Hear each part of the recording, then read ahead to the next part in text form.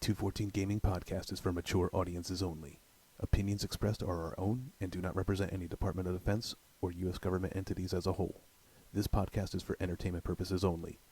Viewer and listener discretion is advised.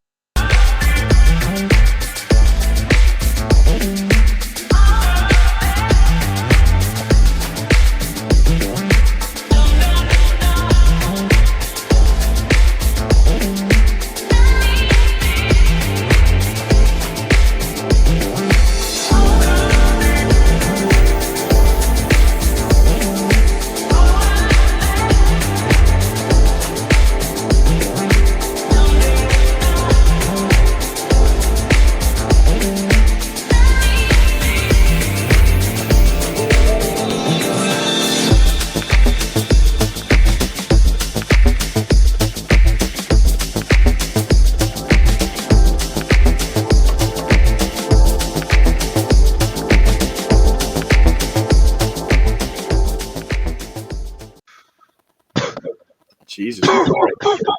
Welcome to fucking church. We're like 30 minutes late to our own party, man. That's how I fucking roll. I don't know about you, but that's how I fucking roll. How are you, John? Late to the party as always, my friend. You know how it is. It's funny. Sometimes we're on at 9 o'clock. Sometimes we're on at 10:30. Sometimes we're on at 10:47. Hey, man, you know what?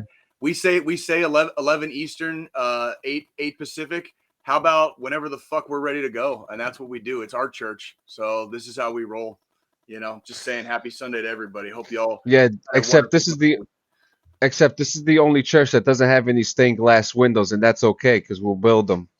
We can't. That's exactly what we're doing from the foundation up, my friend. We'll have some beautiful Gothic architecture mixed in with some fucking, I don't know, fucking postmodern fucking craziness. I don't know. I mean, that's what the broken glass in my head is at least telling me. So if you had, so let's put this into perspective. If you had a stained glass window, what would your stained glass window look like? I can already tell you.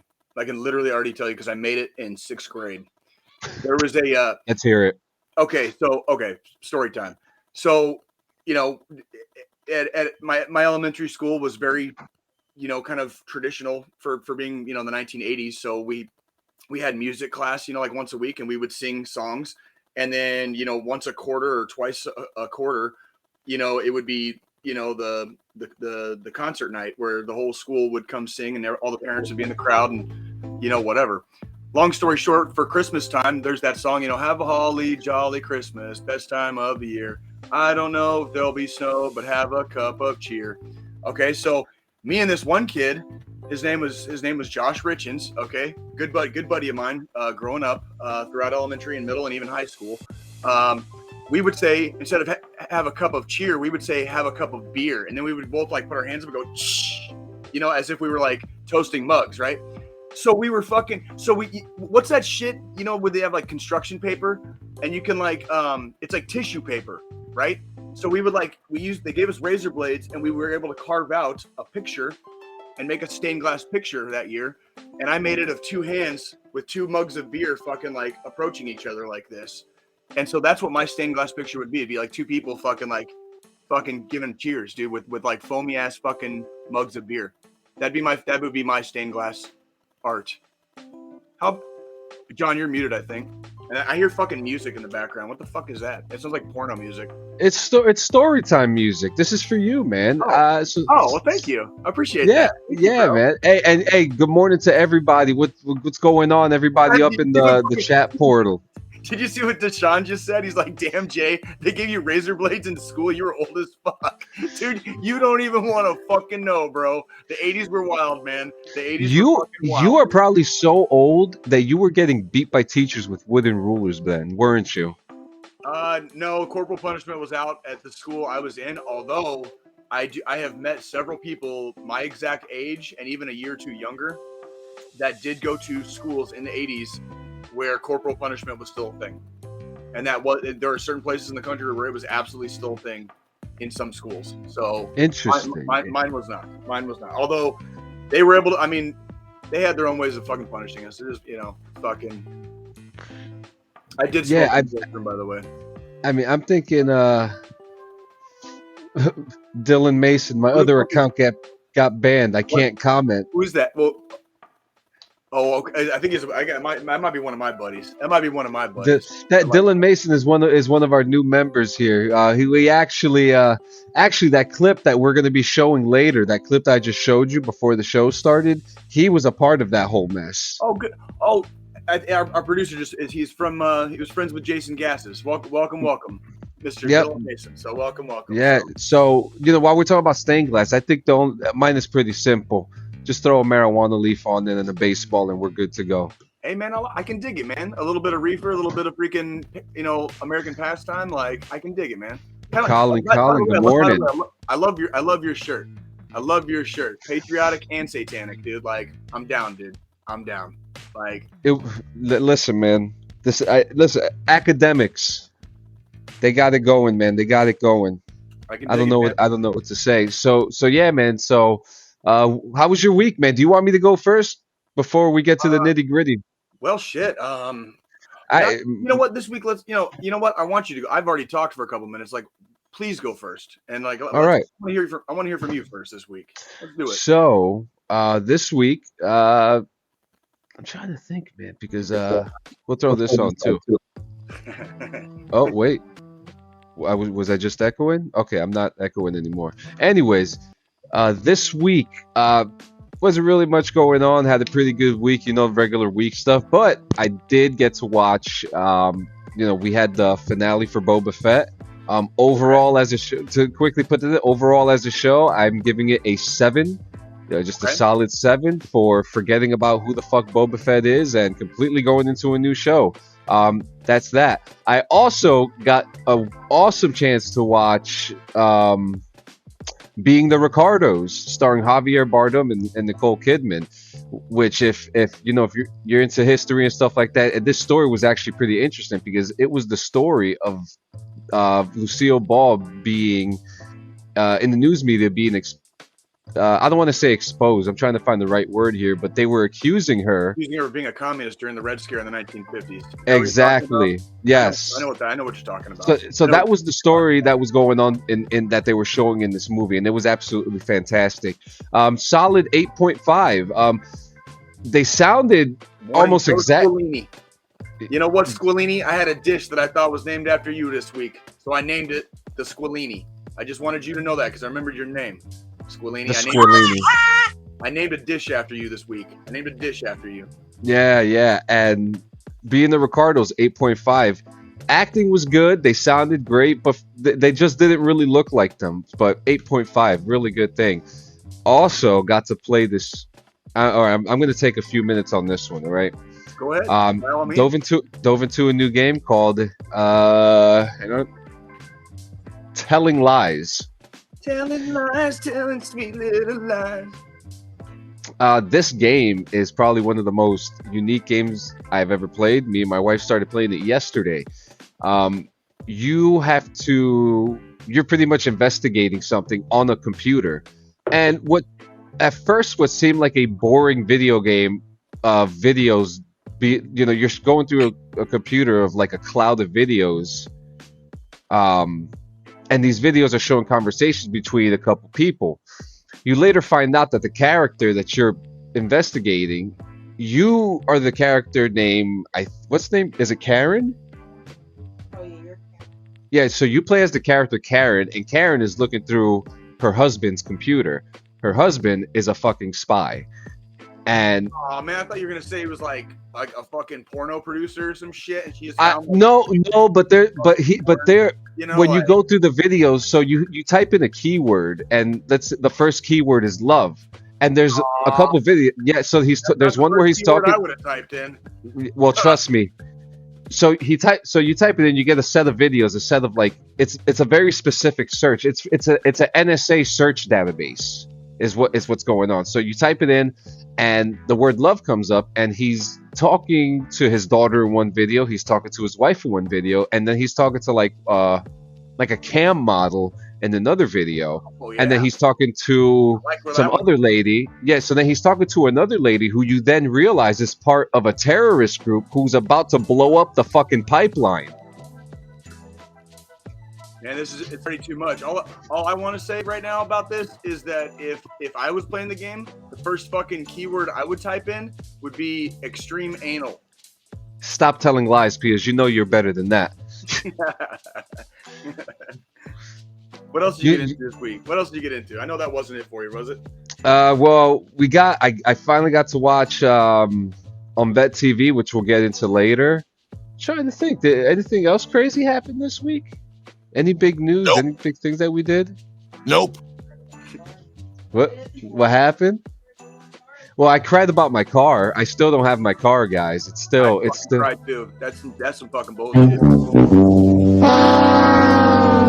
Yeah. What about the Discord? Deshaun's telling us the Discord. By the way, I wanted to say what's up. Jason Gasses, Mark Anthony Gonzalez, welcome. Colin Kenny, you as well. Willini, we already gave you the shout out. So, you're done for today.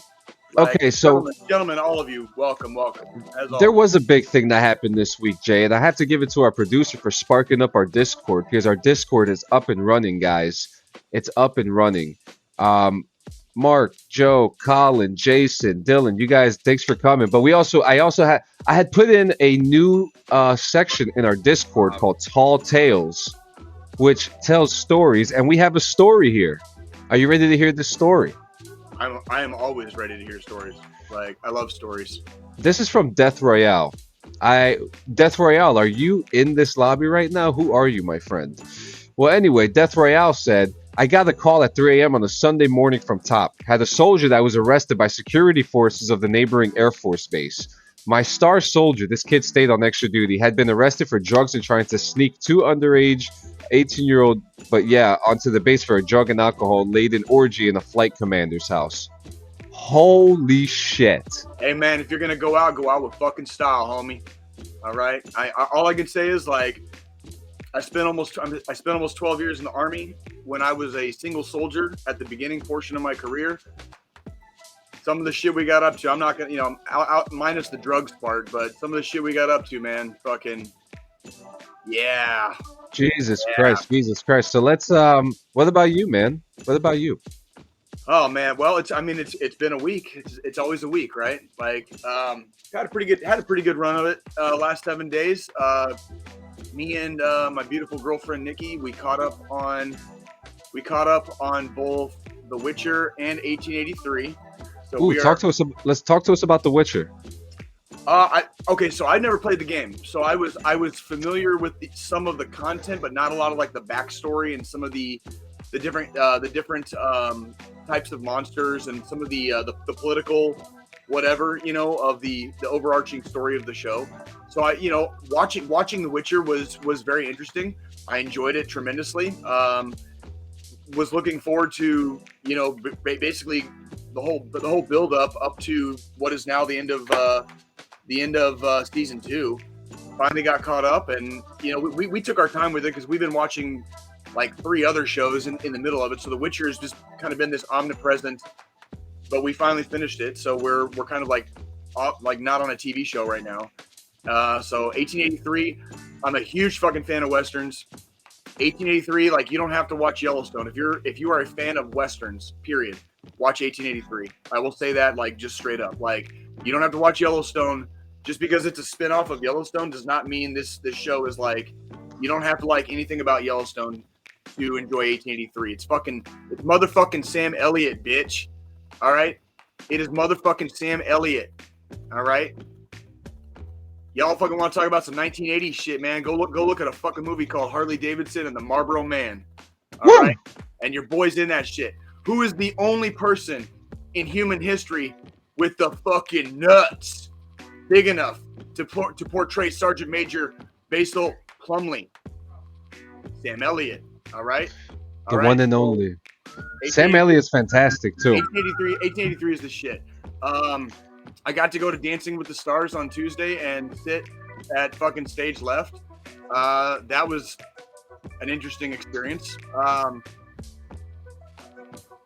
It was like a dance performance, basically. It was not like the show where there's like judges and stuff. It was strictly a dance routine, basically, with people who have been on the show Dancing with the Stars. And there are some fucking super fans of this apparently, because like I walked into this motherfucking place like clueless as fuck, right? Like I had no fucking idea what this shit was gonna be like. So I'm just fucking sitting there like stage left at the bottom of the stairs, you know, that actually literally go on stage, right? And I'm just I'm watching the crowd, but the crowd is like 90% women, and the 10% of men that were there were probably all dragged there by someone in the 90% of the women, right? And there was this one, god damn it, dude. Like, okay. So fuck me, dude. Like, so full disclosure. Jay was in drama in high school, so I have experience as a thespian. I have experience being on stage and being around those kinds of, I guess, activities, you know, where. Wow, we've actually done the same thing before. Oh yeah, absolutely, man. I was in the fucking Shakespeare Club in high school. I don't give a fuck, bro. Have you ever seen that fucking old ass Saturday Night Live skit with Emilio Estevez, where like it's called like Geek, Dweeb, or Nerd, and like the cool people have to like try to decide, like they bring out like a really like nerdy ass looking person. They're like, is it a geek, a dweeb, or a nerd? And then Emilio Estevez walks out like in a biker jacket and shit with like drinking a beer, you know, like long. Okay, I'm rabbit trailing. Anyways. So it was like that. It was basically a dance. It was basically a dance performance. It was like a recital, basically, but with Dancing with the Stars. And their whole time they're doing this, they're coming out doing their little wardrobe changes, and one of them would come out and like say some inspirational shit to the crowd. And you know, there were a lot of younger girls in the crowd that I know for a fact are probably into dancing and ballet and stuff like that. And that's really cool, you know. And it was kind of. But the one thing I didn't like about it, and I hate to say this, is like because I like seeing stuff inspire people, and I like seeing especially the youth of our country, you know, really any country, become inspired and driven to greatness, basically, within themselves. But it was the one thing I didn't like. It was so fucking Disneyfied.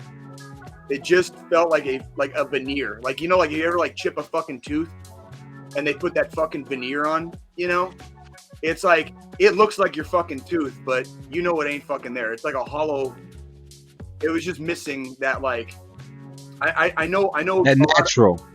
I know a lot of the young kids there probably had a great time. And honestly, they did put on a really good show. The dancers, phenomenal shape. There was one of the male dancers, dude. It was like all the male dancers, there's like 6 of them. They were like it was like 6 dancers of like, and they all looked like different versions of Magic fucking Mike, dude. All right. There was this one dude who looked like, I kept looking at this guy and checking him out. And I was like, who the fuck does that guy look like? He looked like fucking Weird Al.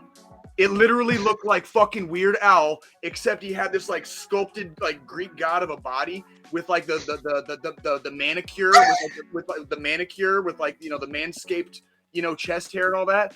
And I was like, that dude looks like fucking Weird Al Yankovic, except if he was like a dancer, right?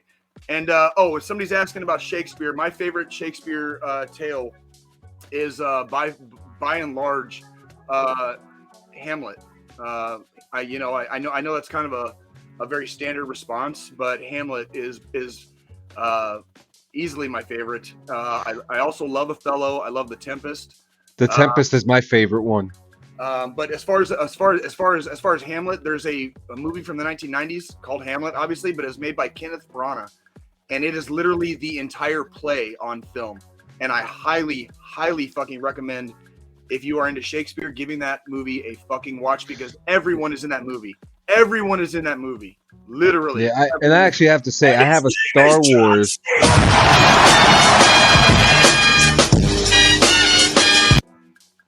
I don't know why. You know why you didn't see John Cena in that movie? Yeah, you fucking know why, don't you? Because you couldn't fucking see him, bitch. Because you couldn't fucking see him. And you know what's funny too? How I actually have a Star Wars book here that is. I showed it to you a couple weeks ago. It is the story of A New Hope, but in Shakespearean. Yes, you told me about that. Have you been digging into the case files with Old English, my friend?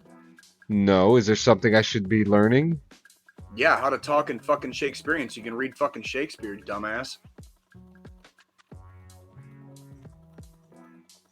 This is coming from the guy who probably could never get pussy, so he had to join the Shakespeare Club for it. Hey man, if it works, it works, right? Jesus I'm Christ. just saying. So well played, my friend. So and I'm trying to think. As far as so for gaming though, because I am dipping my feet a lot more into the waters. For gaming, I finished X01. It's on Game Pass right now. I was a fan of the game because I could literally play it and just space the fuck out. It's not exactly, there's not much to this game. It's literally you figure out how to fly this little orb and it kind of turns into a fucking flat disc shape. You learn how to fly it and you go towards the light in the game. And every level you go towards the light. And different worlds have different amounts of gravity. So when you go to these different worlds, you know, flying the craft is a little bit different. And that's it. So it was like a game I could just kind of space out on and not have to think much. And it was actually kind of a very cathartic when I play it. I beat the game and I immediately restarted another one and just kept it. And I just play it once in a while just to fucking space the fuck out. I also played a game called Descenders. We just started that. That's like a mountain biking Really good game. Yeah. I kind of like once you figure out like how to maneuver the bike, it's kind of just, I like going fast and just fucking making my bicyclist eat shit.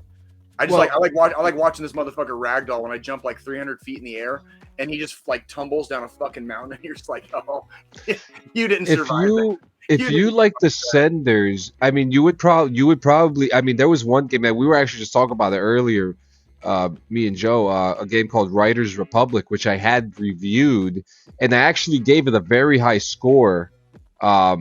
Riders Republic, you could bicycle, snowboard, ski, and all that stuff. So if you like Descenders, you would probably like the biking in Riders Republic. It's fun as hell because you could use BMX bikes and you're going down hills, and it's a lot more realistic. And you could go in first person in that. So I've been trying to branch out, and a lot of I'm proud of you, man. You even downloaded Fortnite like a man. I'm trying out new shit. I'm trying to keep things fresh. Basically, I hate to say it, man, but I mean honestly, like I was thinking about the other day, and for a guy that just ETS'd, you know what I mean? Like I just got out of the army, I fit so many fucking stereotypes. Like I check so many fucking blocks that it's kind of scary. So I've been doing more stuff that I didn't normally do while I was in the army to kind of like pacify that whatever the fuck that is, because I'm checking so many fucking blocks on the like fresh out, you know, within the last like 12 months guy. Like I'm literally like look at the fucking moonlighting job I got. I got a job. I'm basically fucking living out my 1980s fucking Roadhouse fantasy, right? Like I mean like Jesus Christ, dude. Like I'm glad and I'm very fortunate that I have the freedom to do a job that I can kind of just like half-ass enjoy, you know, when I do it. But let's be realistic about what the job actually is. You know what I mean? Like, and I'm kind of like I'm in that moment in space and time in my own existence where, it is a big change, and I need to give myself healthy habits, you know, every single day, basically to keep things, you know, kind of regimented and somewhat disciplined, so that I don't fucking, you know, fall off the edge of the earth and end up in like a fucking pool of like inky blackness, you know, like where we've all been in our lives at varying points, you know, and in doing so, I'm seeing new shit and I'm playing new games and I'm watching TV. Like I've never been a TV watcher for like the last 20 years. And I've been watching a shitload of TV with my beautiful girlfriend and just enjoying life, you know, like really just fucking enjoying life. Like actually smiling sometimes. Like, can you believe that? Like I actually smile sometimes. Like, you know, like you ain't gonna catch me doing it because I know happy face motherfucker, right? But sometimes I smile now. Like, what the fuck's that like, right? Like, I don't know. I don't think you had an actual genuine smile until like 3 seasons later, like now. I'm telling you, I mean, we all say the same things and we all make the same excuses when we're still in. When we are still in service, it's like I could still go home to like Arizona or back to Arizona where I grew up and go home to Arizona and see my homies and laugh and cry and howl at the moon, and we do, you know, every time I go out there. But the ultimate reality is I still have the game face on. You know, like, because at some point I had to stop on that leave would end and I'd have to fly back to wherever I was stationed or drive back to wherever I was stationed and put the fucking mask back on to go back into work, you know, that next Monday or that next fucking day. Yeah. And get back into game mode. You know, there was a section of time when we moved to Colorado after I reclassed, after I became an infantryman, we moved to fucking Colorado, and from December of 2014 until November of 2018, I was either training or deployed. So you're talking about a span of like no shit, like 4 fucking years straight. I was basically going like 10,000 miles an hour, either training or deploying, and you think about a lot of the things that in a normal world, in a normal life, in the regular world, how much goes on in 4 years. And I just you miss all of it. Like I didn't pay attention to any games. I didn't pay attention to what movies were coming out. I didn't give a finger fuck about what TV shows were on, because all I gave a fuck about was fucking soldiering and my fucking family. So I mean, that was it for fucking 4 years straight. And now I have the freedom. Now that I'm out, I have the freedom to actually like taste the fucking sacred waters of Lake Minnetonka, as Prince would say, right?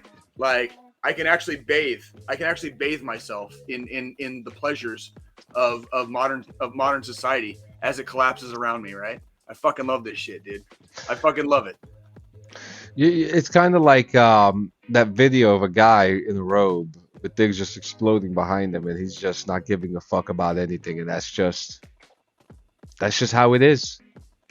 It is. That's just how it is. It is. Yeah. What it is. I'm telling you, bro. Yeah. I'm telling you. My God. So we got today, the Super Bowl's today. The Super Bowl. Holy shit! It is. It's fucking Super Bowl Sunday, isn't it? Jesus It's Christ. Super Bowl Sunday.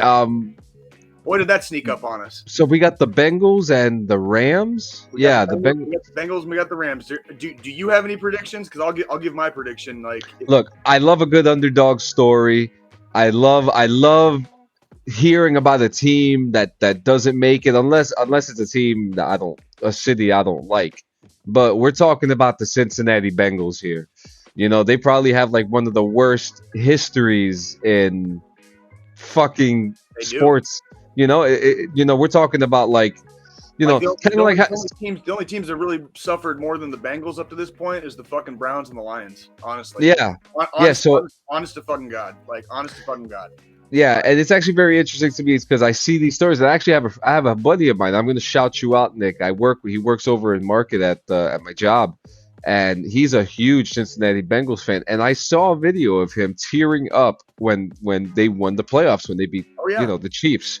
And to hear, to see people around me being so excited about this team making it just makes me like, if the fan base is about it and they're loyal about it and they love it, let's go. We're going for the Bengals, baby. I know. I briefly mentioned it, I think last week, because we were talking about the Chiefs. The Chiefs lost 2 weeks ago.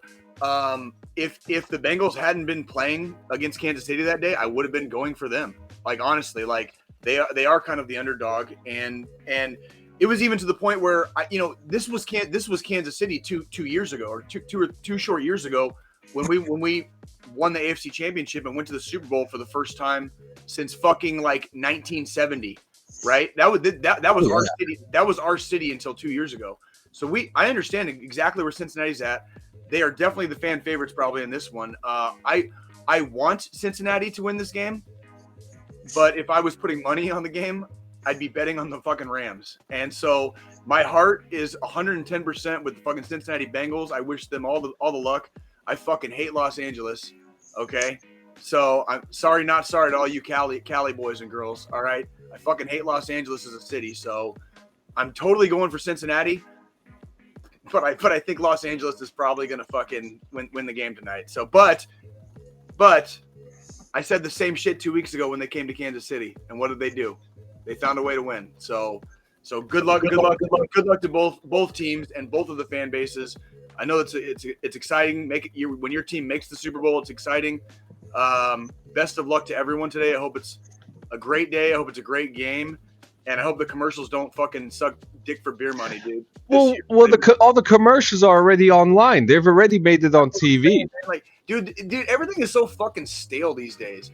This really is like the fall of Rome, dude. It's it's all bread and circuses, except the fucking circus sucks and the bread's stale. You know what I'm saying, dude? Super duper bowl because no Brady. Speaking of fucking sports, did you watch UFC last night?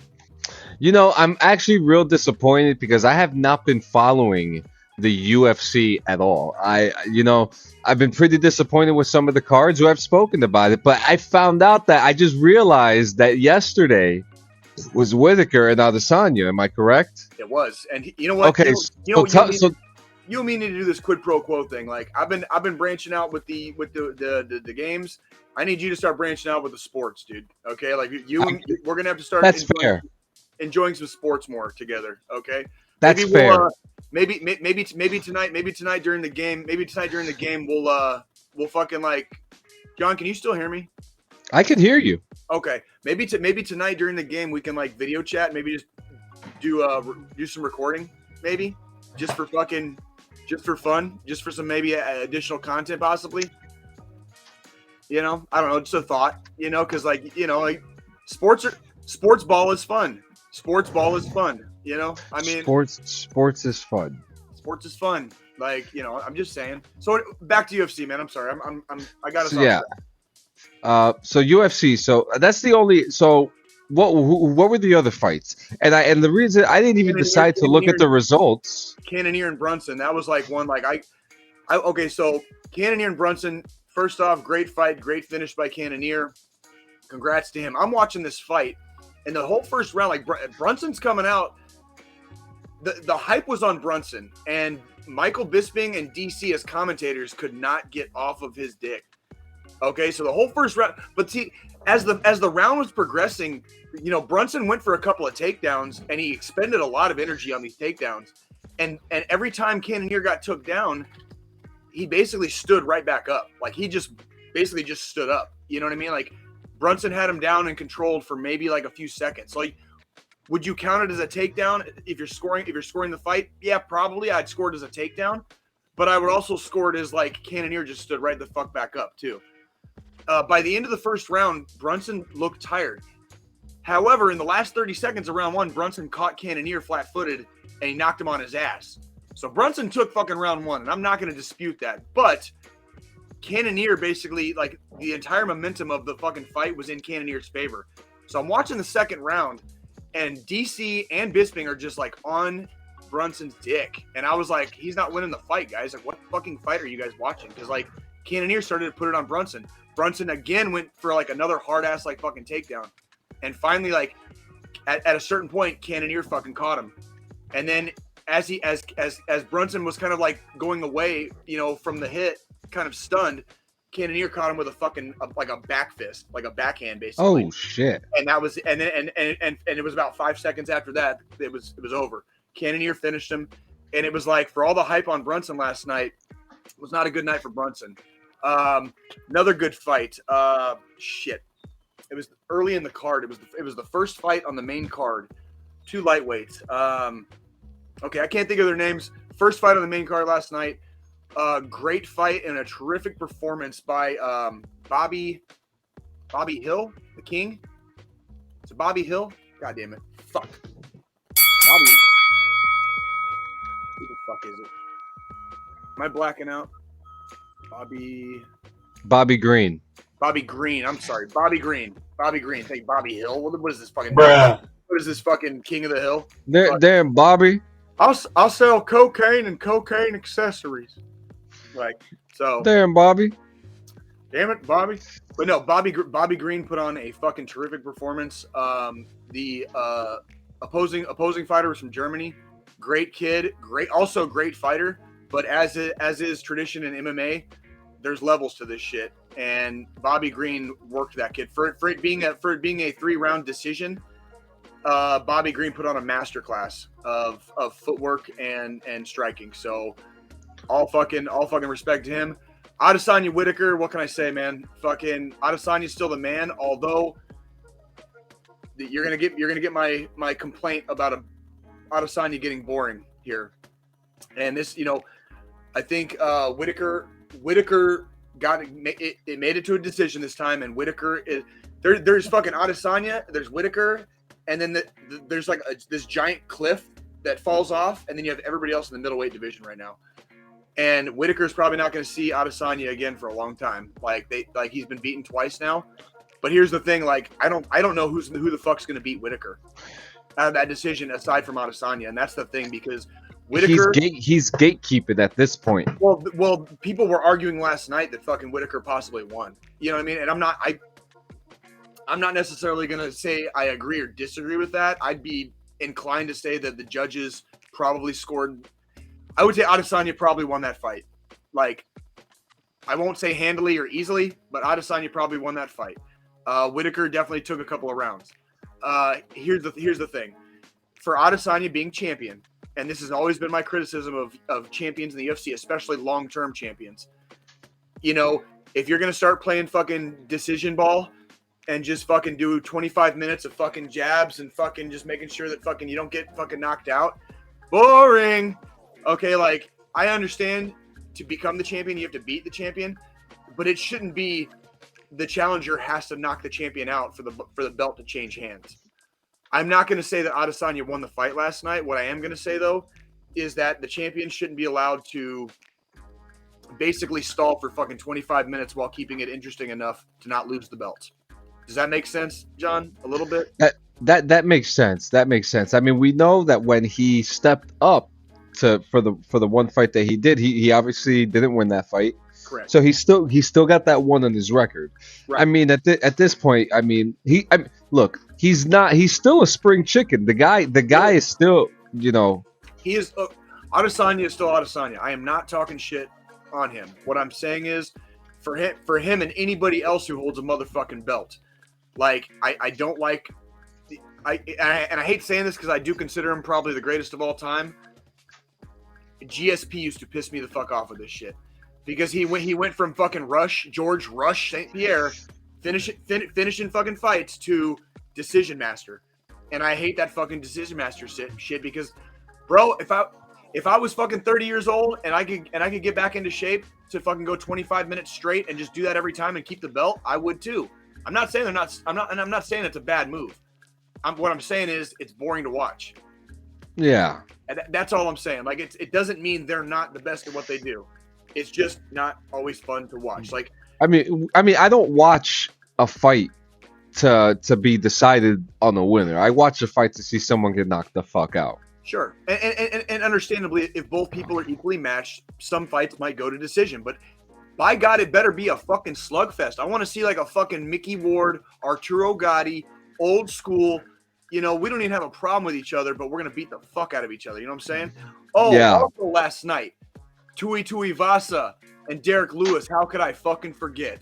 How could I fucking forget the big boy? Tuivasa. The big boy rumble. Oh boy, the big boy rumble. You like Tuivasa. I do. Well, and I like Derek Lewis too. And this is why we've talked on the podcast before about why I don't fucking bet on fucking MMA. I tried again last night with a parlay. My first two fights were fucking wrong. And one of them was Derek Lewis and Tuivasa because I would have picked and put money on Derek Lewis. And up until the point he got knocked out, Derek Lewis was handily winning that fight. He was handily winning that fight. It made it to the second round.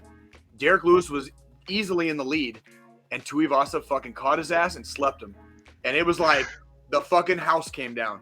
The house came down, bro. It was like the hammer of fucking Thor from the clouds, bro. The hammer came down and Tuivasa fucking emerged, dude. From the billowing ash cloud, dude, of the ruins of what was left in fucking Houston that night. Yeah, right? Dana White is going to be busy for the next couple weeks. And on that note, after this commercial break, we're gonna come back and talk about some deep RP talk. Fuck yeah.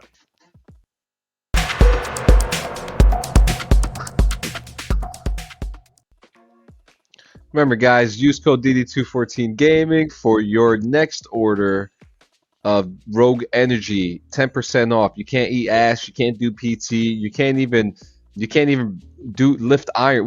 How do you say what do you say when you go to the gym, Jay? That you're doing what with blood and iron? What do you do? Well, basically, I'm picking heavy things up and putting them down, and I'm fucking praying to the Iron God. You know what I mean? We go. That's what it is. Praying to the Iron Gods. Gym is like, I know we say this is like church for us, and it kind of is. But the gym is like the actual place I would consider to be like my church. It's like the holy place. It's the place where I'm by myself. I grew up kind of working out by myself, and so I'm in there, and it's just me. It's just me and the fucking weights, dude, and or the track I'm running, or the fucking hill I'm climbing, or the fucking roads I'm fucking rucking, and that's where I get spiritual, is when my body is being taxed, and I don't do anything without blasting fucking like at least 3 fucking rails of fucking Rogue Energy before I go. When I saw Dancing with the Stars on Tuesday, you kids have no fucking idea what it was like with all those colorful costumes and 6 dudes that all look like different versions of Magic Mike with the fucking lights and the sounds and the colors. And that was just in my fucking nose. You need Rogue. And there you go. Get it, man. That's what. And remember, guys, 10% off. So yeah, so we've been kind of into the subject of GTA RP role play. You know, for some people they know it as No Pixel, 5M, Right. and you know, but you know, we're gonna talk about both sides of the spectrum here. We're gonna talk about the fun side of it, and we'll actually talk about that first. But you know, there's also negative effects to this, and there's also some negativities to this that we've actually had to kind of think about. So to kind of break down, you have moments like this. Play that clip, Joe.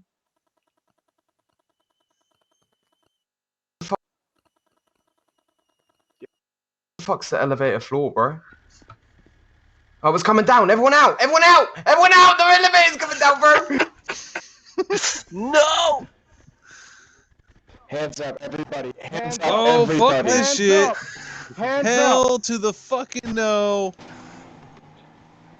Get in. Get in now. Hands Oh, they're shooting. They're shooting. Get out of here. Nice. Yeah. Who got broke out of jail? The both of us did. And that was in the for context, that was in the GTA role playing game you guys are doing? Yes. Yes. And actually, the gentleman here, Colin Kenny, no, we're not going to get into specifics here. We don't want anyone to get in trouble or anything like that. But what we will talk about is we're going to start off with the fun stuff, the stuff that makes the content, the memories. And I mean, I guess it's the right thing to say because in role play terms, it's pronounced GoPros. You got to have your GoPros on, which actually makes sense. What the fuck is a GoPro in a role playing game?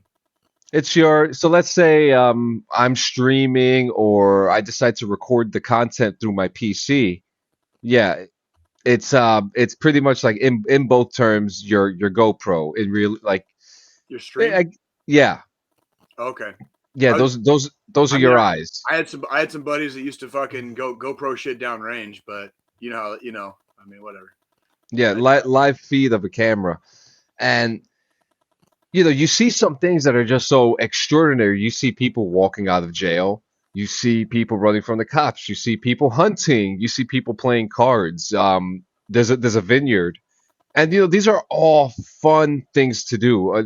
Different activities, and like we said, the GTA RP servers are way different than GTA Online. It gives you a different experience than what you're previously used to.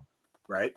So it brings some new life to the game. It brings, you're just like, oh, I've had this game for 10 years. Now I get to finally. I see him moving around. I think I'm all right. Yeah. You're all right. You're all right. Joe's getting worried. I'm listening to John talk. So we have a good time and we're all there for the good time. And in some ways, you want to set some things up. Sometimes there's not enough police officers on there. Maybe there's enough on, and you want to get into some action like we did yesterday. It's fun. It sounds fun. But then we get into some situations sometimes, and there are sometimes, and even on my first day in the RPs, I've seen people break their character. I've seen people get aggravated when people do certain things, but when people adhere to the rules, it becomes almost like an issue sometimes, where like, oh well, only we can uphold these rules. And this isn't, and I'm not talking about the city that we're in now, Diamond Rock. I'm talking about other cities that we have played in. other servers where it's almost kind of like, oh fuck, how do you say it? They have these gateways to. It's like Wow, that's the gatekeeping. first time I actually had the blackout session and actually was able to pull through. Fantastic. Good job, John.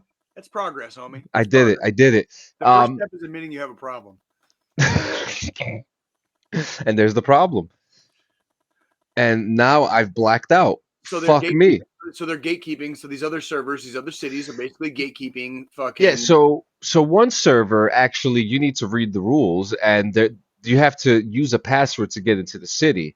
And then you have to do all these other things to kind of like work your way up. And in some ways Fidelio. it Have you almost seems Have you ever seen Eyes Wide Shut?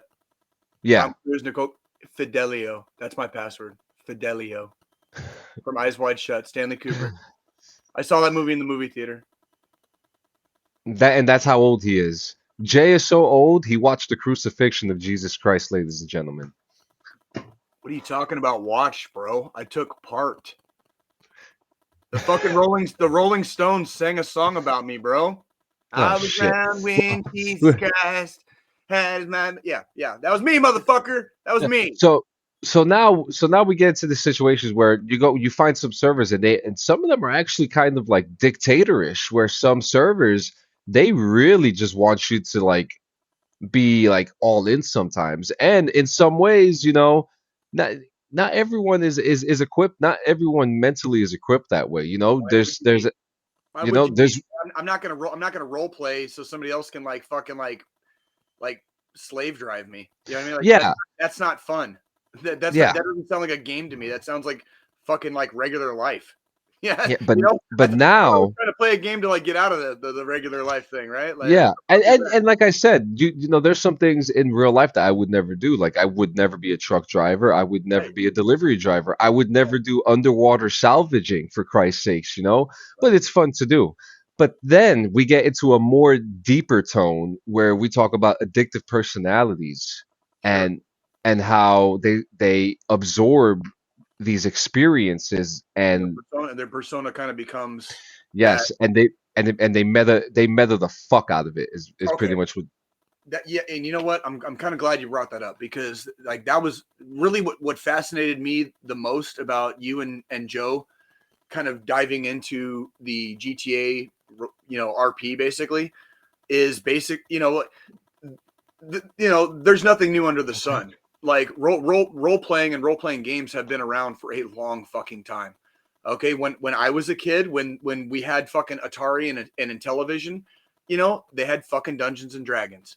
Okay, and there were hardcore fans, like super fans basically, like of Dungeons and Dragons. Just like on Tuesday night, there were fucking super fans of Dancing with the Stars, right? Like I might not fucking get it, you might not fucking get it, but there's people out there that like attach themselves to this thing because it brings them some form of probably inner peace in this fucking ocean of chaos that we are thrust into when we become fucking self-aware and self-conscious fucking beings on this planet. Okay, so all that being said, role-playing has been around for a long time. There's nothing inherently wrong with it. I do think it can be a tremendously wonderful and healthy activity that can be shared by like-minded individuals all over the world. And that's a wonderful, wonderful fucking thing. With the Thank you. Appreciate that. Yes, sir. Thank you, sir. That being said, with the advent of the internet and technology and social media and things like that, it can also breach that fucking easy to discern barrier that used to be easy to discern, which is fucking reality. And so in 2022, it's a lot easier to lose grasp of that wall and that fucking barrier of what reality is when you can really, really, truly immerse yourself in these fucking games. I mean, you really can. This and people immersing themselves in video games and role playing is also nothing new. It's only been the last freaking like 20 years or so we saw like an explosion of people dressing up to go to like fucking Comic Cons, Star Wars outfits, all that. This is all like I was probably around like put it this way. I was a senior in high school the year episode 1 came out, 1999. Okay. So in 1999, Jesus. episode 1 came out, and that was probably the first time I remember, and this is also in Tucson, Arizona, that was the first time I remember seeing people dressed up as characters in line to go see a movie.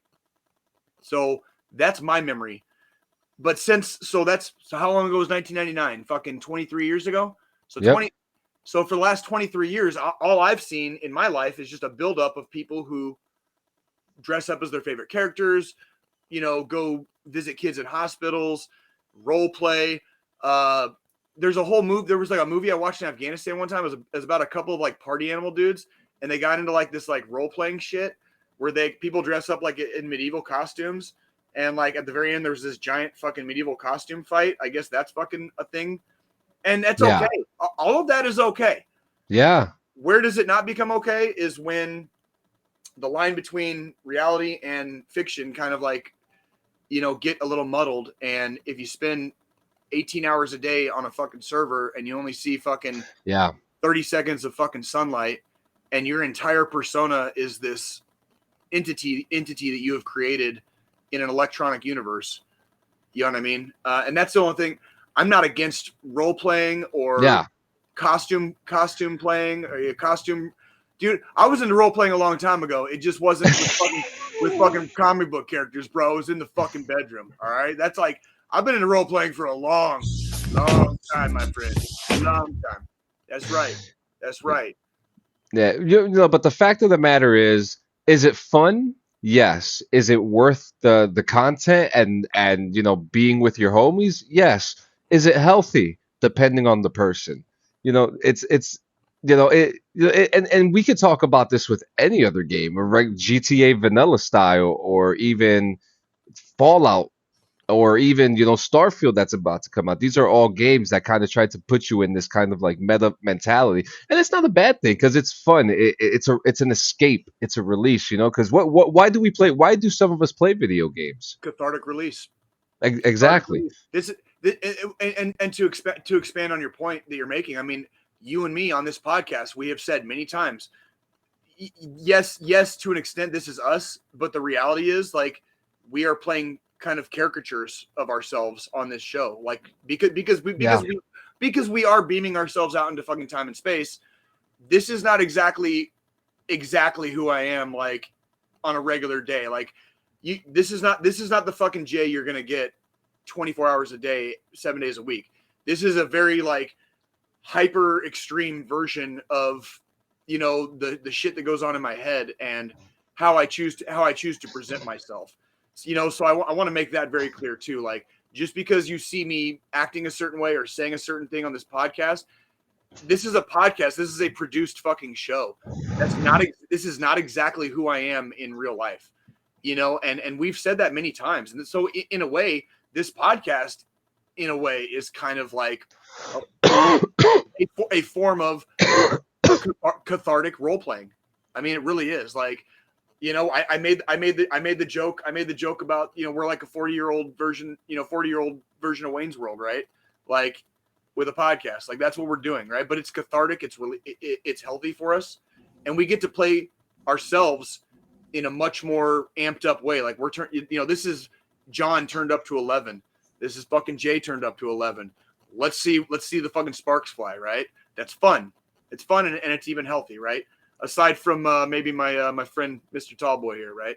So yeah, and it's really cool. I mean, as far as the communities go, some communities, like other communities, can be very toxic, but even the one that we're in now is very lenient. Is very lenient, very relaxed, very open. They're very the leaders are very communicative, however the fucking word is. Yeah, go. One thing about this. One person summed this up perfectly in my stream last night. Bright Shot flat out said, "You guys are basically playing an adult version of Cops and Robbers," and that's exactly what it is. Okay, exactly. Yeah, and there's nothing wrong with that. There is nothing inherently wrong with that. That's exactly right. Yeah, and actually that was very interesting. That was very interesting. And maybe one day we could. I think I'm just gonna make a character of you and just imitate you and No, be that fuck this that. I going to think grow. no, you were talking about a gaming PC or something. You know, like we'll get all that figured out at some point. I'm sure. Yes, we will. And when we are back, we will be back with the news, guys.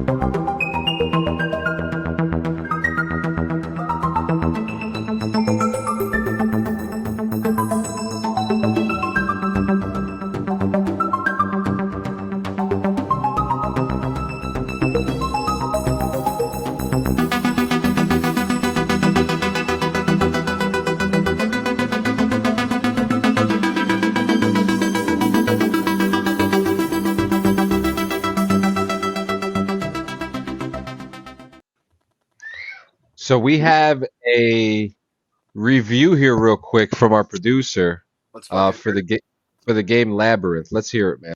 let's go, Joe. What you got, Joe? It is called Labyrinthine. I'm trying to get the picture of it up here real quick. Labyrinthine. I am not sharing. I'm kind of digging. I'm kind of digging the name. Good This morning. is what it is called. This is a fucking weird game, bro. I met a gamer, a pretty cool guy this weekend. He introduced me to this game. It's his name is Herbert, and most of you may know him from Family Guy. He's the backup voice for Herbert the Pervert. And I don't know how the hell he found me on Twitch this weekend, but he did. And also say where he is. He's joined our DD214 server too. He is in the DD214 Discord server. So if you want to meet a celebrity of some sort here, probably one of the funnier dudes, and I've heard the voice. He'll do the voice for you if you ask real nice. It's great. So he introduced me to this game, and we played together for a little while the other day. And this is a freaky game. You start out picking a character, of course, like any other game, but then you get into this area, and it's like you see these little ducks with a cowboy hat and shit. And he's like, "You're going the right way, partner, because you're in a maze, dude. It's a big fucking yeah. maze." Oh, I would love to just get baked and fucking walk into that shit. Oh, I jumped I'm scared talking, so much. I'm talking real life. I just want to Oh. fucking do that shit in real life. Like I this is a want game, to do that too. We have a hemp maze in Pennsylvania. dude. I like literally like. Can you imagine just getting baked off your ass?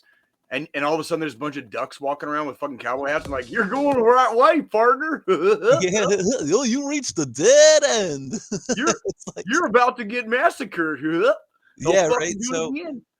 I won't give out exactly all the spoilers that I know of, but there's some puzzles in the game that are pretty interesting that really make you think.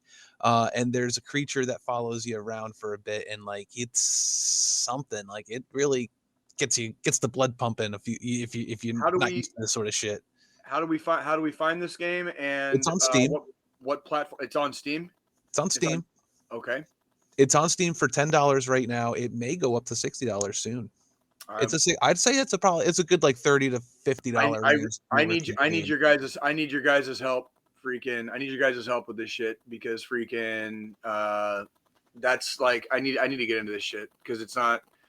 Gaming is gaming is going in such a different direction, and the platforms, like the main console platforms, are just epically failing right now. Both of them. So, like, I like horror. Like horror to me is like that's like my candy land. You know what I mean? Like everybody else is like fucking dancing around, fucking sunshine and rainbows, and I'm like, can you like just scare the fucking shit out of me so I can feel something, please? You know, like I just want to feel again. I'm all fucking gray and dead inside. Can I just feel something? And so you got like fucking Michael Myers with a fucking chainsaw, which he never had in the movies, right?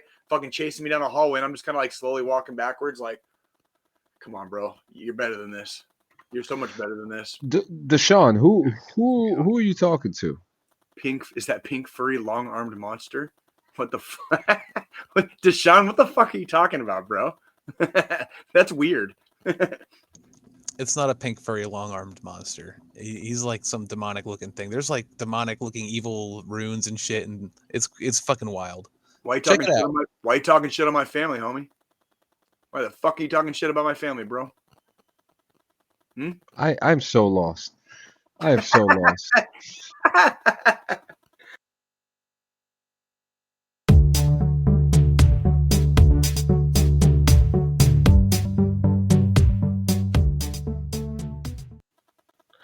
Battlefield 2042 is now being petitioned for refunds. Holy Hang shit. on. This is fucking hilarious. This is so Hang fucking on. hilarious. This music is not.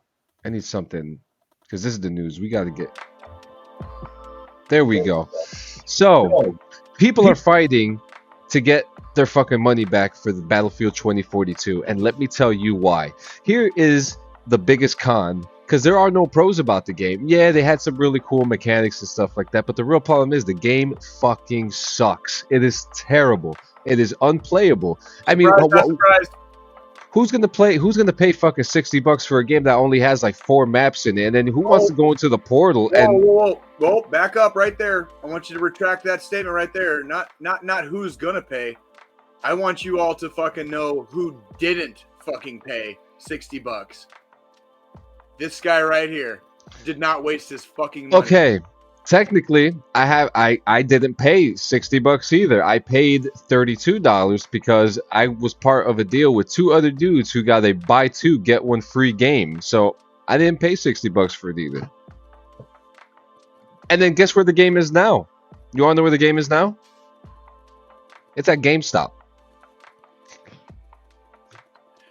I don't know. I got nothing for you, bro. I mean, this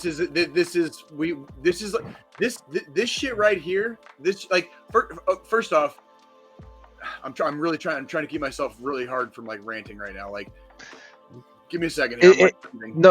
And you have every right because this is interesting. We called it. I called it. We've been talking about from the genesis of this podcast to the point that it's at now. We have ranted, we have raved, we have shit talked, and everything we have said from the beginning has pretty much come to fruition. Like the games they are releasing right now are dog shit. They're like if you pre-order a video game on the consoles today, you are a fool for pre-ordering. Like it is a fool's errand to pre-order a fucking game before it comes out now because these games fucking suck. So much so that there's a petition that motherfuckers are asking the company for their fucking money back because they believed in the company, they believed in the game so much so, and they just got fucking like trashed on. Like, when are people going to understand they don't care about you? Stop giving them your fucking money before you know what the product is. Fucking stop. You're just fucking digging yourself a deeper hole than the company already fucking threw you in decades ago when they already didn't give a fuck about you in the first place. Stop. He's not wrong. He's not wrong. And in other bullshit first person shooter news, Call of Duty Modern Warfare 2 is in development. It is confirmed for this year, for the end of the year. I have a couple things here to talk about too. Go ahead. I'm sorry. I'm just reading the damn. I just pre-ordered. Deshaun, I just pre-ordered Horizon Forbidden West and Elden Ring. Deshaun, stop doing that. Stop fucking wasting money, dude. Jason Gaston says for Switch games, I wait for a review from Beat 'em Ups. Luckily, I got a CP 2077 for free. He got Cyberpunk. If you get it for free, dude, you're not gonna. I cannot in public advocate for getting things for free in any manner. Yes. But what I will say is, if you got something for free, congratulations, and that's probably the way to go because that's the way gaming is going. Absolutely. I'm not spending a fucking dime until I know it's fucking worth it. That's why I like the Game Pass. That's exactly why I like the Game Pass because fucking I ain't spending fucking a dime until I know for a fact that I like the game now. Like, bullshit, dude. Like they have fucked shit up so hard in gaming that you literally can't trust. Like, all the fucking reviews are all the fucking same. They pay people to fucking review the games. Battlefield fucking 2042 was a piece of shit. Go back and look at the fucking first reviews. Yep. We're online. What did they Yep. all say? Yep. Amazing game of the year, 10 of 10. Fucking revolutionary. Yep. And I'm curious to know. All those buzzwords that they use to fucking like fill your brain full of fucking shit. So you fucking like shell the money out of your pocket, and then you fucking take the game home and realize you fucking got handed a fucking polished turd. Like, stop. Identity theft is not a joke, Jim. Yep. And while we're talking about first-person shooters, Modern Warfare 2 is announced and it's coming back. And the reason why we're talking about it, because, of course, the good news always comes first, but the bad shit always happens after the pre-orders come. Because, those pre-orders are, they're going to be paying rent for those people, so you might as well. But we do have some exciting news, and we're going to stick with the good news, and we're going to stick to the positive for this one. Modern Warfare 2 will have a brand new Warzone experience. A massive evolution of Battle Royale, which will include a new play space and a sandbox mode. I'm assuming that this is going to be something compared to Call of Duty World War II, where when you enter the game, you're part of this lobby. And in the lobby, you're throwing snowballs at each other, you're practicing your weapon shooting, you're playing mini games, and so on and so forth. So that's what I assume is going to happen. Not a bad idea. If we could do this in a modern setting, let's go for it. Let's not rinse and repeat what we did a couple years ago and not give us the exact same game. Give us a couple new things. What's also very interesting here is that this whole thing is being developed by Infinity Ward, and right now Warzone is being developed by Raven Software, which, if you ask me, they're not really doing a good fucking job. The question is, will Infinity Ward be able to protect their game from hackers with this new engine that they're coming out with? So more news coming in the next couple weeks for that. I'm sure we're going to be seeing something soon. Maybe we're finally going to see Ghost McTavish finally in the game that everybody wants to see. And please do not do an X-Men thing and repeat the same fucking story, because I don't want to see Ghost get killed again. We've been through there already. There's other stories to tell in the Call of Duty universe. You said you wanted me to stay positive, right? Well, there's nothing to be positive about that. I got all the positive stuff out. Oh, okay. I just want to encourage everybody to use the fucking 2 brain cells you have left that normally fight with each other, and do not fucking pre-order anything. Fucking wait at least a fucking month and see what fucking other dumbasses that fucking spent their fucking hard-earned money on it say. Okay. And yeah, it's Call of Duty, and they have fucking epically failed for all but one of the last fucking 15 years. So, Modern Warfare came out in 2019, and they have epically failed ever since then. So don't fucking hold your breath. Yep. And Jason Gass says, let me be honest with you. If you weren't into Minecraft before Microsoft bought the company, don't play. It's a shit game if you're brand new to it. And that seems to be the thing that happens when we have, and it goes with sports too. When something so good comes in and a big corporation grabs it, they shit on it with piss, blood, and venom. And it's not the same anymore. Watch the Super Bowl commercials today.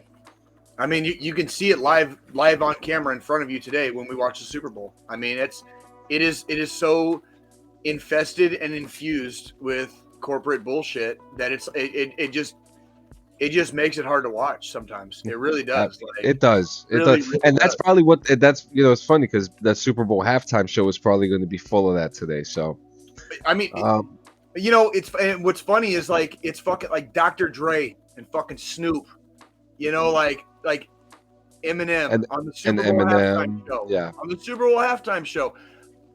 My parents, when I was fucking a little shit, they took away Dr. Dre's The Chronic from me because my old man walked in on me fucking bumping that shit one day, right? And so when they announced that fucking Dr. Dre and Snoop were gonna be on the Super Bowl, I called my fucking mom up and I was like, "Hey Ma, you remember that fucking CD you fucking took away from me when I was a kid? They're playing the halftime show." There you go. Next we have Nintendo. As long as it makes money, John. As long as it makes money. Jason Gass is just tugging at my heartstrings. I'm hopeful for MLB The Show. I won't be pre-ordered, but I'll end up getting it. But that's a big fucking deal. If you don't know the game, then it won't be obvious. Jason Gass, listen to me. Go on the Xbox and preload MLB The Show right now on Xbox. It's already preloaded into my Xbox right now. It's ready April 5th, baby. And I'm actually very hopeful for MLB The Show too because I love baseball. In other news, we have Nintendo Direct. They had a fantastic panel. I was able to watch some of it, but I feel like it was a little more underwhelming than it was more whelming. And yeah, and there were some things that really caught my eye. Mario Strikers. Mario Strikers is going to come out. Can you pull up some stuff for Mario Strikers? But what is Mario Strikers? I apologize. But that's the thing. I don't know a lot about Mario Strikers. You fucking suck. Huh? Yes, we do. Oh, look, here we go. So you can't see shit, Joe. You got to fucking. So when I first watched this, it kind of had like okay, it's gonna be like what Super Smash Brothers type of work. Well, actually, oh look at that. Okay, it's soccer. Soccer. I don't get it. You can put this away. Yeah, so, we get on something else. Okay, so we got that soccer and hate. Oh, Jason Gasson says that soccer and hate combined. Okay, Rocket League on foot. Oh, fantastic. Okay. What the fuck was I gonna say? Oh, okay. So the game that Kirby got announced. My son especially is very excited about this. I don't think they've come out with a Kirby game for a couple of years, and Kirby's one of the biggest Nintendo franchises out there, and I'm actually kind of excited to see Kirby come back. Also one of the, you might call it, franchise that I thought was going to epically fail when I was a kid and it first came out, and I was totally wrong about. I thought fucking Kirby was like, I was like, what the fuck is that stupid looking fucking thing? This is when it came out. Like, look at the origin of Kirby.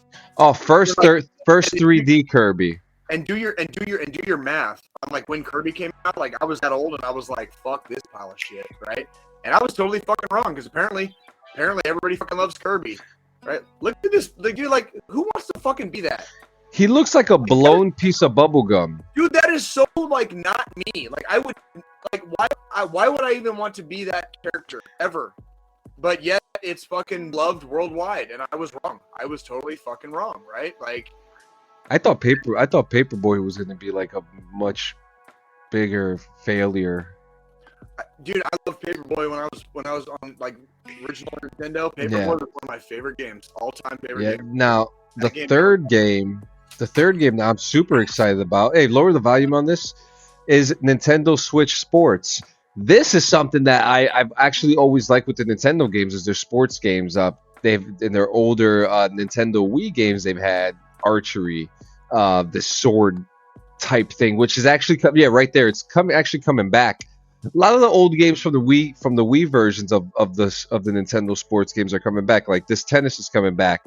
I don't remember bowling, but I'm very excited to see bowling. And if you don't have a Nintendo Switch, get it today because there's actually a game called 52 Games Worldwide where you could actually go bowling in the game. And I love that game. It's one of my favorite Nintendo games of all time.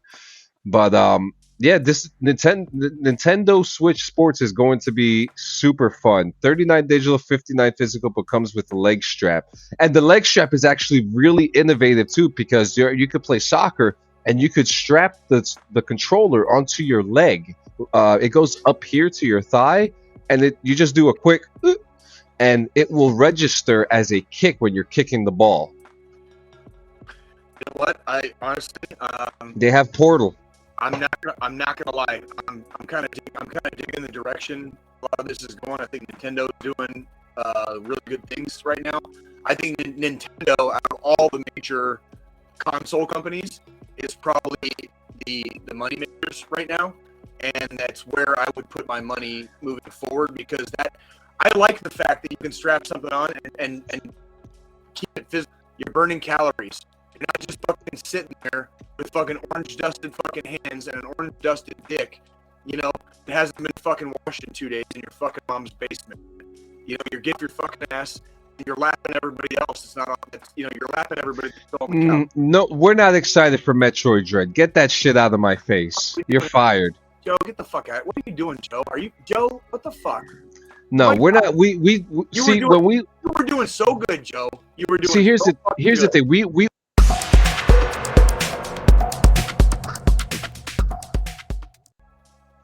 We did that commercial already. You're fucking fired. You're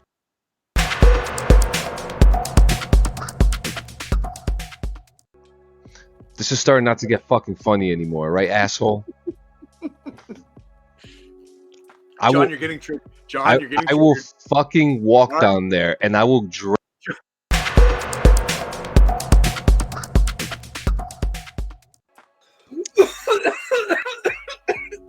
That is so fucking hilarious. Oh my god. Oh my fucking god. Oh, jeez, All right. John. Hey, John. Let me play Peacemaker a little bit with our producer.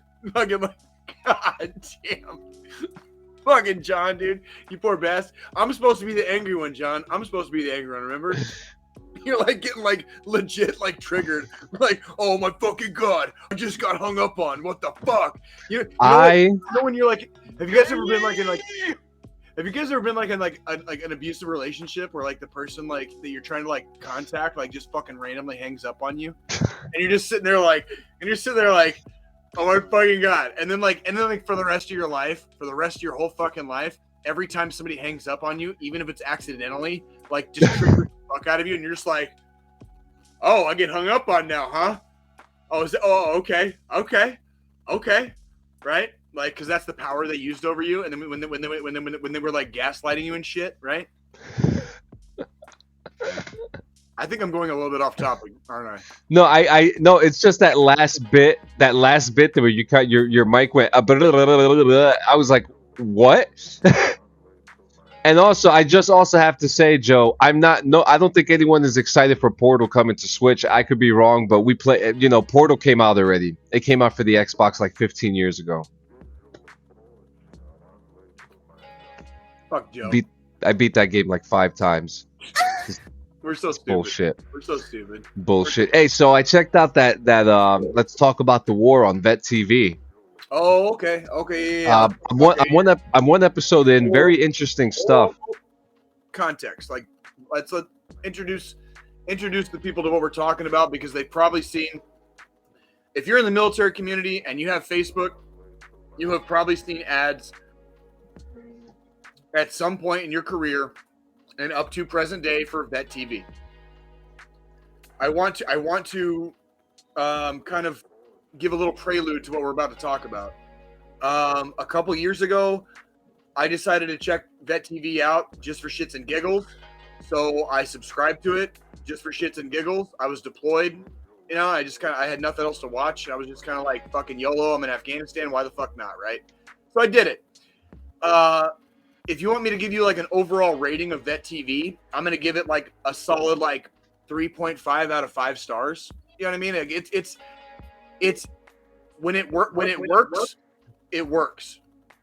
When it doesn't work, the jokes fall flat like a hockey puck. But then again, think about when you were in the service, right? Like probably the same thing, right? This current documentary series that we're about to talk about, and the reason I had John watch it is because this Vet TV usually does like fictional kind of like just caricature style situational humor, of being in the military, different branches and stuff like that. This particular series that we're about to discuss is a kind of more of a docudrama or docu-series. And it's very hard hitting, and Joe, pause that. It's very hard hitting and very That was me, my bad. Yeah, I was gonna you can put the sound up on it. I was just gonna say pause it, and then I can give you guys a link. Yeah, this is the one. We should play this with sound. I know for a fact they'll let us play this. It's a Hey, this is just the trailer. This is just the trailer. We should play it. I mean, Hey, you want me to start it? Yeah, start it over. Start it over. Play it with sound. This is an actual docu-series. They talk to combat veterans from Iraq and Afghanistan from GWAT. And the title of the series is Let's Talk About the War. And I think I watched this one, and out of everything Vet TV has produced and what's taking 12 or 15, however many dollars out of my pocket every month, this one documentary series made that price worth it because they are veterans. And this is very veterans produced and very veteran oriented. So let's watch the preview together. Joe, you can bring that up full screen. Let's watch the preview. That'll give us a couple minutes of a break. And I want everybody that hasn't seen this particular thing of Vet. I know what you're thinking with Vet TV. It's all the stupid where the dude walks up to his commander and like stabs him and shit. And like, fuck all that. Like, I want you guys to just watch this. Go ahead, Joe. Shoot that motherfucker! Shoot those motherfuckers right now! See all those people standing down there? Light them all up. Come on, fire! What did you think when the news was blowing up about Kabul? More than 2,300 Americans have been killed. We need to take this nation for less terrorism being bred in this region. I don't see us making any real fucking change around here. Now concerns are growing that they could take the capital of Kabul. It became really obvious to us that we weren't really there to win. They killed a child who was 2 years old. Believe me, I have not seen a 2-year-old Taliban member yet. And it just shows you how fucked up things are over there. It's the 5th major attack in the last 4 weeks, killing dozens of people. Violence was always the answer. It's either us or them. I may feel this in my soul one day, but I don't give a fuck, because all that matters is coming home alive. Hearts and Minds goes out the window when you see the guy shooting at you and then he puts his wife and kids in front of him. Hearts and minds, hearts and minds, hearts and minds. How the fuck do you win the hearts and minds of people who have neither? Oh, it's their fault for bringing their kids to a battle. That's right. We actually had a board in our COC. You know, we kept a kill count. We made a decision that not only are we going to shoot first, but we're going to do so without fear of repercussion. That's how the military's built. You obey orders. When to reassimilate and then going right back to that same mindset. You can't flip the switch that quick. So I just decided to leave the switch on. I was ready to die. My method of coping was alcohol. You know, I'd collapsed both of my lungs, broke both of my arms, most of my teeth were gone. Shot dead in an insider attack, killed by one of the Afghan security members he came here to train. Tensions might be higher than normal with the ANA and ANP because some Army staff sergeant just went out in town and killed 15 people. Like, nobody wants to see their friends get shot and blown up. Nobody wants to see, you know, little kids get blown up and get shot in the fucking head. Nobody, you know what I mean? At the end of the day, nobody wants to see that shit. It's okay to talk about it. It's okay to feel the way that you're feeling, but also at the same time, do something about it.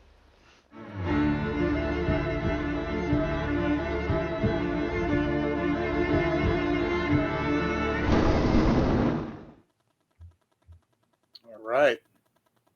So that's Donnie O'Malley, you know, is the person that came up with kind of like Vet TV, and he's kind of the public face of it, you know. And I take, you know, veteran TV with a very big grain of salt because, you know, it's, you know, we joke about a lot of the you know, the vet bro stuff. You know, everybody gets out, you know, makes a fucking t-shirt company, makes a fucking, you know, coffee company, XYZ, whatever, and like they make their livelihood and their living based off of their time in service. I'm not here to talk shit about any of that. When I watched the documentary series, because it's still actually going on, there's still one episode left, like it's still occurring. When I saw it, I was struck by how real it was, I guess. And that was like, I was like, oh, well, yeah, there's fucking dudes I can fucking get down with right fucking there.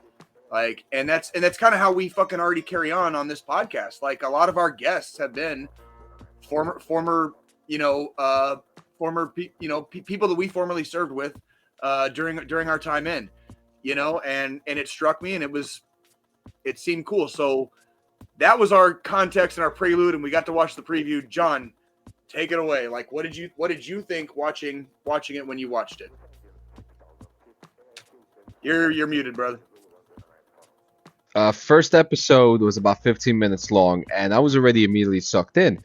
There was a man. First, there was a man in boxers shooting a machine gun. That was kind of funny. And I'm just like, okay, well, this is war. This is what happens, you know.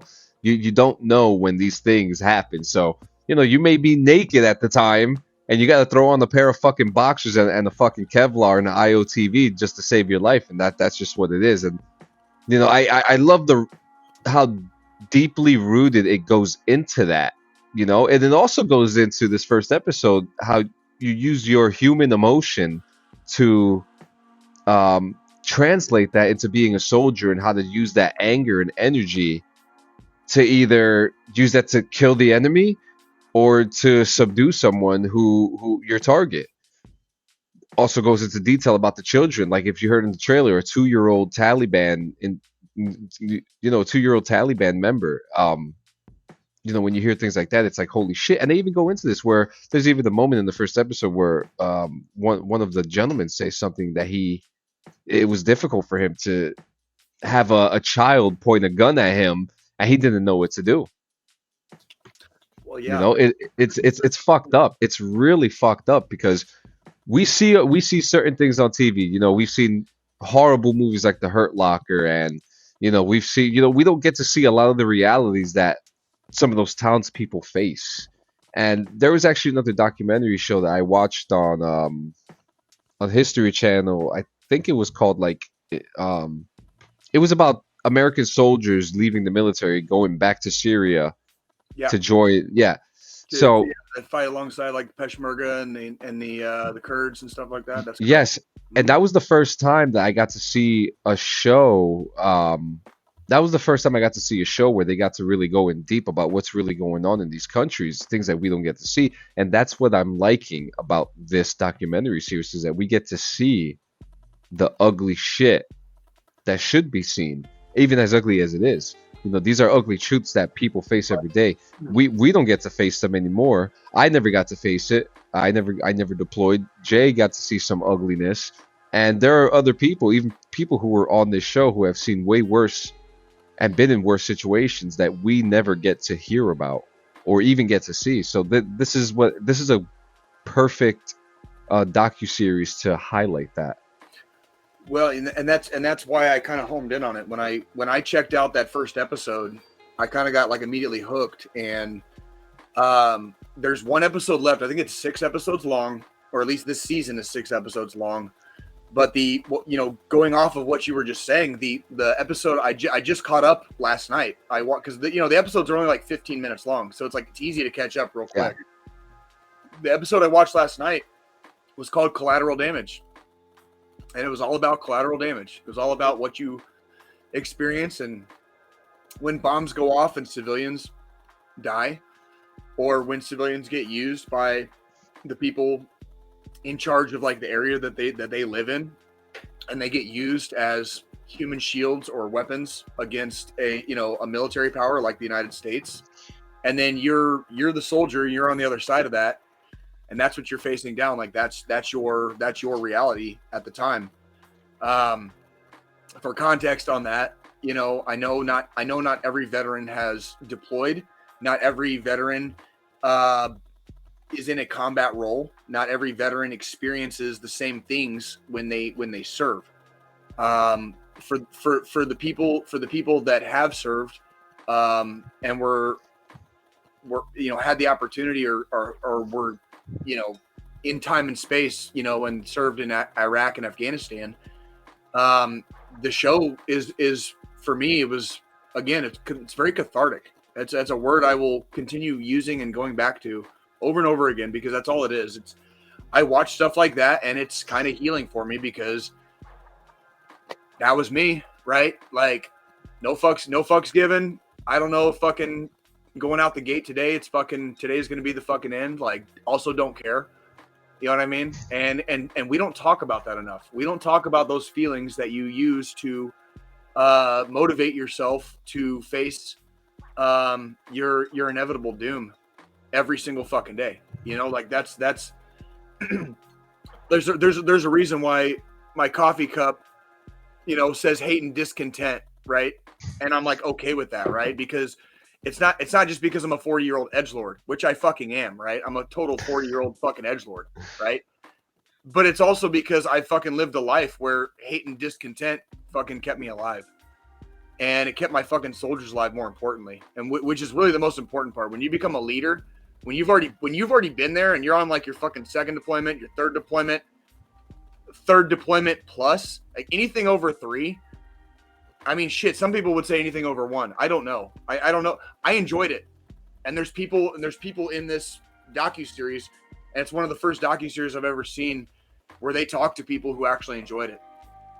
And it's not that they're not relishing in the violence. They're not relishing in the death and destruction. What they're relishing is the feelings that they got when all this shit fucking goes down range, because you don't get those feelings back. And then when you come back to the world, when you come back to reality, when you come back down from cloud 9, everything fucking starts to inhabit this really, really, really odd shade of gray. Nothing is quite black anymore. Nothing is quite white anymore. And everything is just it's like fucking watching The Wizard of Oz at the beginning, man. There's no fucking color, bro. And that is a real fucking thing when you've been close to the edge like that. And sometimes, Hunter S. Thompson had a great quote about the edge, and he said, the only people who know where the edge is are the ones who've gone over. And we are doing ourselves, we are doing our children and our children's children a great disservice if we do not talk about it. When we don't talk about the reality of what it is like to face your mortality, not only sometimes on a daily basis, but also relishing in it and enjoying it, right? Like doing that kind of a job with a smile on your face. And like these are the days we're never going to get back. We were fucking kings of the earth. Nobody could fuck with us, so much to the point that like I wished people would fuck with us. I wanted people to fuck with me out there. I really, really fucking did. I prayed for it. I'm not even a big, I'm not like a believer in any organized religion, right? And I was praying that somebody would fuck with us on mission. I wanted to fucking lay hate and discontent downrange, right? And that's like, and like having those feelings, and how do you get those feelings out? How do you justify those feelings when you come back home to hot and cold running water, grocery stores fucking filled with food, 2 beautiful fucking daughters that if the universe has any justice, hopefully won't be too much like me, right? Because we all want the best for our children, and it's one of those things like how do you rectify A over here with fucking B over here? Because now you can't fucking separate them. Because now I'm home. Now I'm home for fucking good. Army's gone. Army's. My time in the Army's over. So I saw this fucking documentary series, and I was like, you know what? Like that was some shit. That was some real shit. So that was kind of like I wanted to share it. I wanted to share it with the veteran community, especially for our GWAT veterans that fucking went down range. I want to share with our GWAT veterans that didn't go down range. You know what I mean? Because I know a lot of you guys feel guilty about not being in the right time and place or the right unit that made it. And I'm here to tell you right now, kids, you didn't fucking miss out on anything except a fucking head full of fucking broken glass and being even more fucked up than you already are. So don't fucking freak out about that shit. Shit like this docuseries is like, that's why I joined the VFW, so that I can continue serving not only my country, but I can continue serving my fellow veterans for the rest of my life. However many more breaths I have in my lungs, and however many more beats my heart has in my chest, I will continue serving. I will never stop serving my country, my peers, my fellow service members, our families, our loved ones. The people that truly suffer a lot of times in war is typically not the fighters on the field. A lot of times the fighters on the field want to be there. Okay. It's not always true, but it is true to an extent. A lot of fighters want to be there. The people who really suffer in war is always the fucking civilians. It's always the family members. It's always the people that have to fucking be left with fucking nothing but memories, And I don't know. I think it's worth a watch. And if anybody has any questions about it, if anybody needs any help with it, I'm not going to say that I'm going to give it out for free, but if there's anybody watching this podcast and they want to watch it, I will find a way to help you watch it. Hint, hint, wink, wink, nudge, nudge, right? And I will figure that out for you if you want to see this, so just let your friendly neighborhood, and I will help you and assist you with watching this this DocuSeries if you think this DocuSeries would be cathartic or healing in some way, shape or form to your mental and emotional process, thinking about and talking about the war. So that's all I got, John. I'm sorry. I was ranting. You're muted, buddy. You're muted. Oh man, I keep on doing that, but I'm doing it for the sake of not interrupting. But you know how it is. But yeah, was that a good Jay rant? Did Jay do good on that? No, that was beautiful, man. That was beautiful. I wasn't screaming for once. I wasn't screaming and pissed off for once. How about that? No, you're absolutely right. And hey, guys, before we get to that final thought, you already know www.linktree.com/DD214gaming. There's all our links there for YouTube. Like and subscribe and share. Apple Podcasts, leave a comment there. Go on to Spotify, check out the videos, listen to the audio, check out the polls. There's some interesting polls on there, guys. Also, don't forget to check out 80s Babies Gaming at facebook.com/80s Babies Gaming. Get all your veteran active duty soldier AGR gaming needs from that guy. Fantastic guest, and you guys have to check out that episode last week. Man, that's my boy Lutz. He don't fuck around, man. Yeah, check out that episode. We also have the Paleo Giant. Check him out at www.thepaleogiant.com. Check him out on social medias at the Paleo Giant. Man, Deshaun Myers cooking up. Yes, we do. Cooking up. Yes, we do. We also have Blaze 8 Online. www.blaze8online, NewJersey.com. CBD Delta 8 Delta 10 seems to be the new thing now. He might have that too. Cream, toothpaste, you name it, he got it. Make sure, and Rose Blunts. Check out the Rose Blunts. And also, for a good time, call the DD214 Gaming Hotline, 717-229-6519. Leave a message, send a text message, talk shit. Please talk some shit. We just want to hear it. And don't forget, guys. Come get roasted in church, because your church fucking wants to send you to heaven. Our church That's right. lets you know if you're hanging out with us, you're definitely going to hell. And you're not gonna complete this day at church without your Rogue Energy. Get your fruit punch, your grape aid, your cherry limeade with fucking cookies and cream, caramel vanilla. Scrape it, scrape. And you're fucking ready for your day. Listen, guys, we're all in our 30s now. We were snorting pixie sticks. This isn't no fucking different. Get your Rogue Energy today, 10% off. And what's that code, Jay? It's fucking hashtag DD214 gaming. Jesus hates a pussy. Also, let's just be real here for just a second. I do not advocate fucking ingesting fucking Rogue Energy through your fucking nasal cavity. Okay, like this is part of the show. We're like, nope. You get rules always, warning labels always exist for a reason. Okay, so I just have to put that out for all the fucking dumbasses out there that think I actually advocate fucking like snorting energy drinks. I don't. This is how we get viral, because you know how those people were taking fucking bath salts. They're gonna start taking Rogue Energy, and not only did we just boost Rogue Energy's revenue, but we just promoted ourselves into a lifetime. And Tide Pods. I'm just saying, if it's going up your nose, it better be fucking worth it. There you go. And hey, allowed to say that. we're probably not allowed to say that, but probably not. Whatever, fuck them. We'll figure it out. Listen, listen, you get hits by being controversial. So guys, Valentine's Day is tomorrow. A lot of people are going to feel alone. A lot of people are going to be alone. But always remember, you are never alone. Guys, tomorrow, a lot of people, tomorrow has become a very big money grabber for a lot of corporate companies, but there's a lot of people out there who really do love each other. Love your wife. Love your spouse. Love your children, your mothers, your daughters, your fathers, your sons, your grandmothers, your grandparents, your extended family. This is, they talk about this time being the time of love, even though the origins of it aren't so pretty.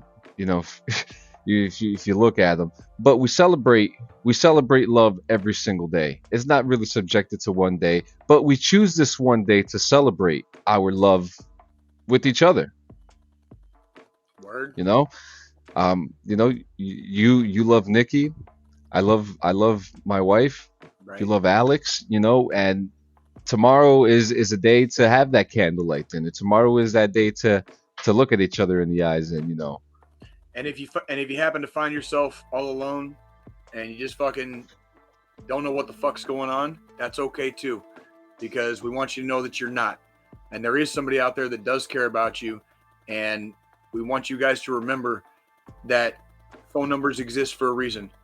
Don't be scared. Pick up the fucking phone and call somebody. Yep. There is And if- somebody out there that will answer their phone and they will talk to you. If you have absolutely nobody to fucking call 1-800-273-8255. That's 1-800-273-TALK.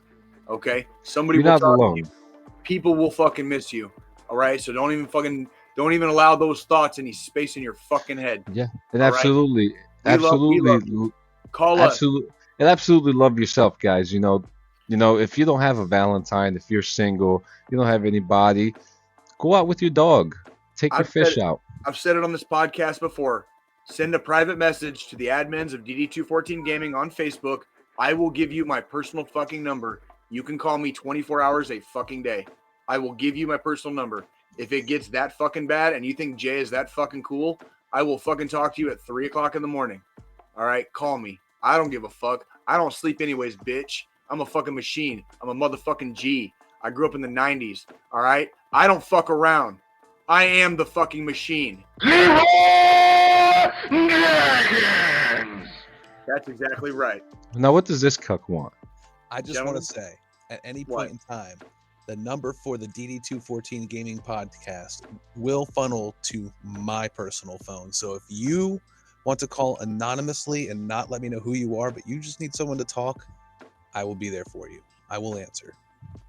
Okay, perfect. I like We it. love you guys. I like Come by next week. We have a special episode with Gonzo Gone Gaming. He's going to be unboxing a lot of shit. We're going to be talking about. We're also going to have a conversation about what it's like to be older in boot camp. So this is going to be an interesting conversation about two old ass grandpas here. Been there And, twice, homie. Been you there know, twice, homie. You know, we're talking about retro gaming. So join us next week for that episode, guys. And yeah, dude. Happy Valentine's Day, everybody. Have a good week. Enjoy. See us in the RP servers. Let's play some Among Us together, guys. Let's play some PUBG. We'll see you guys. Enjoy the Super Bowl, you fucking cucks. Oh yeah, enjoy that shit too.